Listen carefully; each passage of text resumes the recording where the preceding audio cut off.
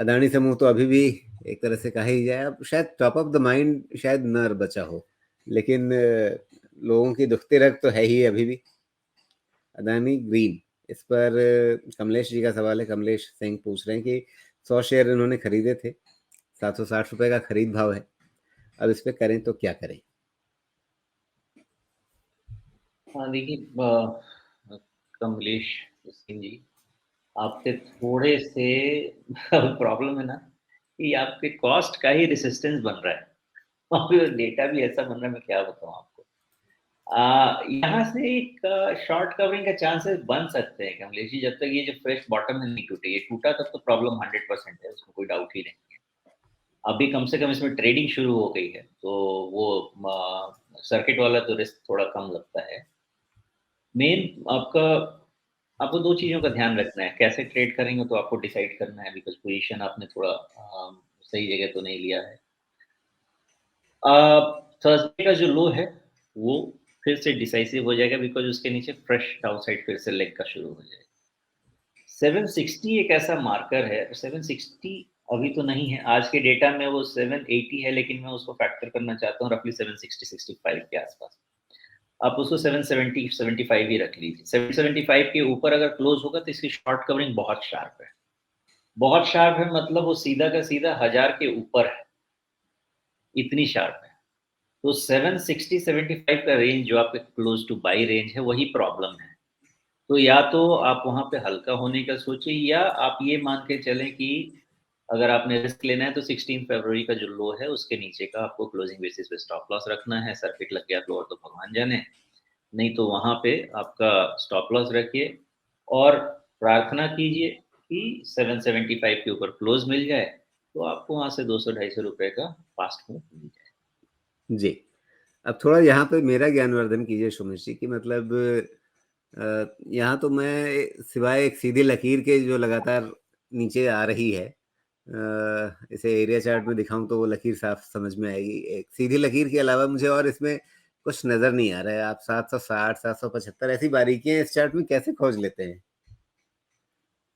इसके लिए तो बस यही कह सकता हूँ कि मैं एक्चुअली आज से नहीं, मैंने जब नौकरी शुरू की थी ना, तब से मैंने अपने मॉडल्स बनाने शुरू कर दिए थे और उस मॉडल को हमेशा अपनी गलतियों में सुधार करता गया हूँ।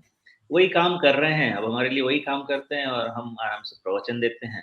तो उस हिसाब से ही चलता है कि अभी पूरा मॉडल बेस्ड है, मुझे काफ़ी भरोसा हो चुका है, बहुत गलतियाँ की हैं।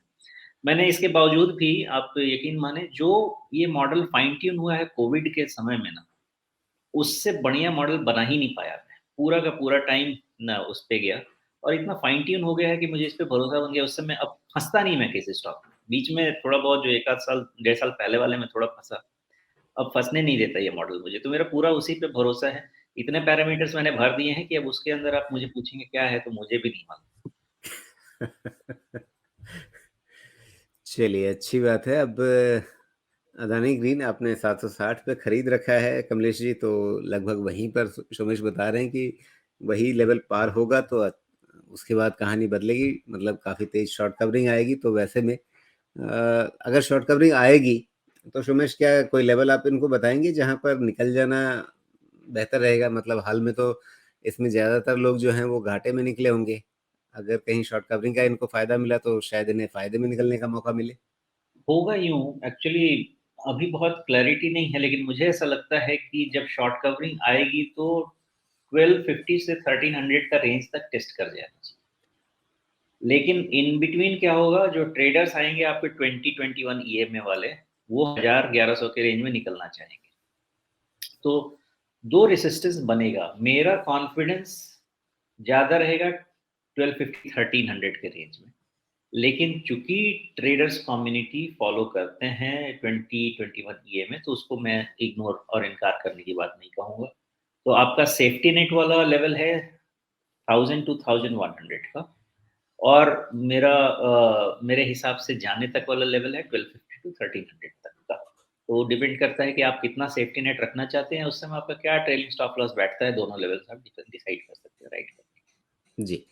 और दूसरी बात कि जब लोग घाटे में रहते हैं तब तो चिंता में रहते हैं कि निकलना है जल्दी, पूछें किस लेवल पे निकलें।